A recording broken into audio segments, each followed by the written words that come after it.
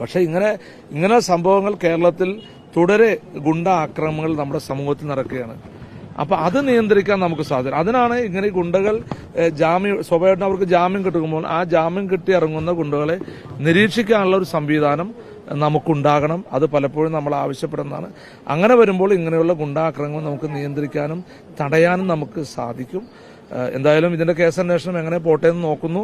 എത്രയും വേഗം ബാക്കിയുള്ള പ്രതികളെ അറസ്റ്റ് ചെയ്യുമെന്ന് വിശ്വസിക്കുന്നു. മുന്നോട്ട് പോകുന്നു. അദ്ദേഹം പറഞ്ഞില്ല, ഒരാൾ ആലപ്പുഴക്കാരൻ, ഒരാൾ കാക്കനാടുകാരൻ, ഒരാൾ മലപ്പുറംകാരൻ, ബാക്കി ഇനി 3 പേരുണ്ട്. അവരെ ഏതാണെന്ന് പോലീസ് അന്വേഷിച്ചുകൊണ്ടിരിക്കുകയാണ്.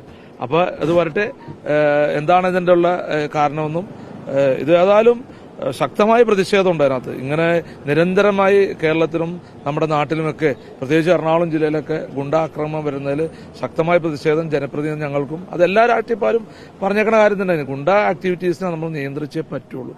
ഇവര് സാമ്പത്തിക നേട്ടത്തിന് അല്ലെങ്കിൽ ചില മരുന്നുകൾ ഉപയോഗിച്ചിട്ട് ഇവർ ചെയ്യണം എന്താണെന്ന് ഇവർക്ക് തന്നെ അറിയില്ല. ഇപ്പൊ ഇന്നലെ കണ്ടില്ലേ, ആ സുലൈമാൻ എന്ന് പറഞ്ഞ വ്യക്തി എന്താണെന്ന് ചോദിച്ചോളൂ.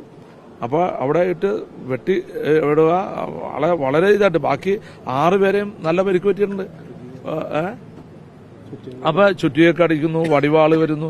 അത് അവർക്കറിയാം, CCTV ഉണ്ടെന്നറിയാം, ഇത് പോലീസ് പിടിക്കുമെന്നറിയാം. എന്നാലും ഇതൊന്നും പ്രശ്നമില്ലാത്ത രീതിയിലാണ് ഇവരൊരു സമീപന രീതി.